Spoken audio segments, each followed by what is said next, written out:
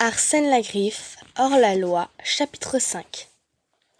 Après avoir englouti la sardine et fait un bon somme, Arsène se sentit mieux. Quelle importance que Jimmy McPhee et ses acolytes soient une bande de brutes. Ce n'était pas son problème. Il commençait à chercher la petite bête. Il n'aurait plus de clients. Son travail terminé, il prendrait les sardines et s'en irait, comme toujours. Il devait d'abord trouver où dormir ce soir-là. Arsène avait choisi un coin tranquille, dans une cabine de plage pour manger sa sardine. Cependant, il espérait plus confortable pour la nuit. Il tourna le dos à la mer et remonta vers les boutiques. Dans un stand en métal brillant du marchand de glace, il admira son reflet, remit son bandana en place d'un coup de patte. Il aimait que son nom brodé soit bien lisible. L'horloge de la ville sonna. Il y restait une dizaine d'heures avant de se mettre au travail. C'était bien assez pour se trouver un lit douillet et un petit quelque chose à grignoter. Satisfait de sa tenue, Arsène flâna en direction du centre, à la recherche d'un humain à adopter très temporairement. Madame de Cœur attendait Michael et Lucie devant la porte de l'école.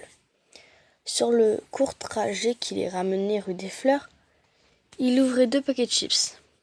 « Il n'y en a pas d'autres » demanda Michael. « Je meurs de faim. »« Si, quelque chose de très spécial, » répondit Madame Tucker.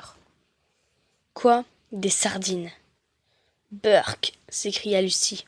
« Ne grimace pas avant d'avoir goûté, » répliqua vivement la nourrice. « Elles sont délicieuses, et le poisson, c'est bon pour le cerveau. » Elle tapota son panier. « Fraîches d'aujourd'hui. C'est Monsieur Tucker qui les a pêchées. Tellement fraîches qu'on les croirait en train de nager. »« Je peux voir ?» demanda Michael en soulevant le couvercle du poignet. Madame Tucker le referma aussitôt. « Attends d'être à la maison, Michael. Je n'ai pas envie d'avoir tous les chats de la ville à nos trousses. » Lucie tira sa manche vers Madame Tucker. « Regardez, celui-là nous suit déjà. » Lucie pointa le doigt vers un chat tigré. Il portait un amusant bandana rouge et marchait quelques pas derrière eux. Madame Tucker s'arrêta et observa le chat. Le chat s'arrêta et observa Madame Tucker. « Je me demande ce qui est arrivé à son oreille, » se dit-elle avant de se remettre à marcher. Il a dû se bagarrer. Michael lança un regard en arrière. « Il nous suit toujours. » « Dis plutôt qu'il suit les sardines, » le taquina Madame Tucker. Elle se retourna brusquement vers l'animal. « Ne rêve pas, gros matou. Tu n'en auras pas. C'est le goûter des enfants. » Le chat ne bougea pas d'une moustache, puis se mit à miauler. « Il est trop mignon. Je peux le caresser ?» La nourrice hésita. « D'accord, mais attention qu'il ne vous griffe pas. » Les enfants s'approchèrent avec précaution. Michael tendit la main et gratta doucement le chat sous le menton. Lucie le caressa sous la tête. L'animal se mit à ronronner. « On dirait qu'il nous aime bien, » dit Michael. « Ou qu'il aime bien les sardines, » grogna Madame Tucker. « Je me demande comment il s'appelle, » dit Lucie. Sous le bandana, Michael palpa le cou du chat. Il n'a pas de collier. « Mais regarde, » s'écria sa sœur, « il y a quelque chose d'écrit sous le foulard. » Michael, à genoux, à côté de sa sœur, déchiffra les petites lettres délicatement brodées.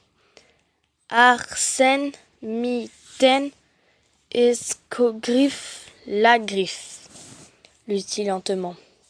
Vous pensez que c'est son nom ? Le chat ronronna bruyamment. C'est tellement long pour un chat, dit Madame Tucker en fronçant les sourcils. Celui de mon mari s'appelle Arrête.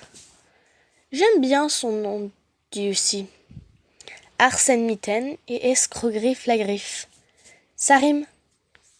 En tout cas, il semble le connaître, dit Michael. Pas vrai, Arsène ? Le ronronnement du chat devint si grave, si bruyant, qu'on aurait dit un moteur de voiture. Michael retourna le bandana. « Il n'y a rien d'autre, dit-il. Pas d'adresse, pas de numéro de téléphone. » Le garçon essaya de cacher son excitation. « Vous croyez qu'il appartient à quelqu'un ?»« Attention, Michael, je sais très exactement à quoi tu penses, » grommela Madame Tucker.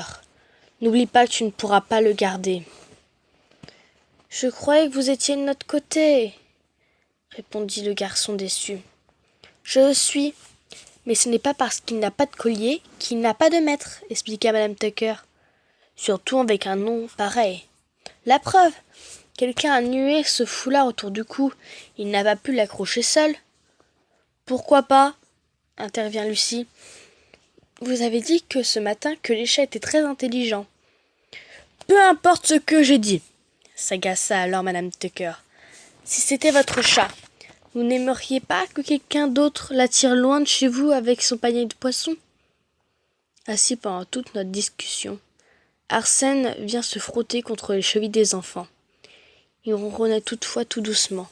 « Ah !» s'exclama Lucie. « Vous voyez, Madame Tucker, c'est nous qu'il veut. » La nourrice reconnut qu'il semblait un peu perdu. Elle réfléchit quelques instants et déclara. « S'il nous suit jusqu'à la maison, nous le garderons et nous essayerons de trouver d'où il vient. Sinon, on n'en parle plus. Vous êtes d'accord ?»« D'accord !» s'écrièrent les enfants. « Attention, on ne triche pas. On ne se retourne pas, précisa Madame Tucker. Il pourrait prendre ça pour un jeu, faites semblant de l'ignorer. » Elle se remit en marche. Michael et Lucie lancèrent un dernier regard au chat et la suivirent à contre-cœur. Le reste du trajet leur parut durer une éternité. Michael et Lucie avancèrent en silence, les yeux rivés sur le sol. Madame Tucker ne parvenait pas à les distraire. Même quand elle racontait l'histoire où Monsieur Tucker repoussait un homard géant avec sa jambe de bois. Enfin, ils atteignirent le numéro 2 de la rue des Fleurs. Michael ouvrit le portail et les enfants se précipitèrent à la porte d'entrée. « Alors » cria Michael, « il est toujours là ?» Il n'osait pas se retourner. Quant à Alice, elle mit ses mains devant ses yeux. Ils retenaient leur respiration. Ils croisèrent les doigts. Madame Tucker marmonna. « Tss, c'est bien ce que je pensais. Vous pouvez regarder maintenant. » Le chat était assis sur le trottoir. Il les observait à travers le portail. « Miaou !»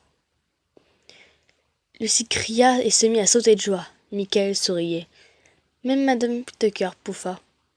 Puis elle ouvrit son panier. La forte odeur de sardines se répandit. L'oreille intacte du chat se dressa d'un coup et pointa son museau. « Bon, d'accord, Arsène, mitaine, escroc, griffe la griffe. Tu peux entrer, » dit Tucker en prenant ses clés. « Mais que va dire papa ?» s'écria soudain Lucie. « Il va se fâcher s'il trouve un chat dans la maison. »« Je ne m'attends pas à ce que votre père soit enchanté. Mais Arsène ne restera pas longtemps. Juste le temps que nous lui trouvions son propriétaire. » Le visage de Lucie s'illumina. « Oui, ce n'est pas comme si nous étions allés l'acheter un chat alors que papa l'a interdit, Michael. C'est plutôt Arsène qui nous a trouvés, parce qu'il a besoin qu'on s'occupe de lui un petit moment. »« Bien dit, Lucie, » acquiesça Madame Tucker en ouvrant la porte. « Allez, Arsène, fais comme chez toi. »« Oh oui, viens avec nous, Arsène, » l'encouragea Michael. « S'il te plaît, » souplia Lucie. Le chat bâilla, s'étira et se leva lentement. Un coup d'œil au jardin, à la maison, aux voitures garées dans la rue. Il observa Lucie, Michael et Madame Tucker, puis son regard se posa sur le panier, comme s'il s'était soudain décidé. Il pressa le pas pour passer le portail. Il ralentit près d'eux et dressa fièrement sa queue. Entra tête haute dans la maison. La suite au chapitre 6.